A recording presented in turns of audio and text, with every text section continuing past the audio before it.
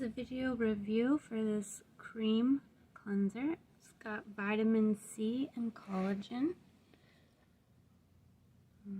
I'll take pictures so you can read the ingredients.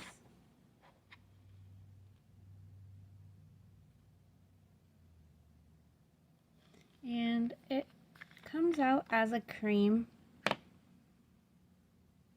and it doesn't sud or anything. It's a cream cleanser, which might be good for taking off makeup. I didn't use it to take off my makeup. It has a smell of like baby powder, maybe, very light scented. When I used it, it did brighten my face. It also dried it. One of the ingredients is a type of alcohol in here, and some notable ingredients is aloe, avocado oil, jojoba, turmeric, and coconut oil.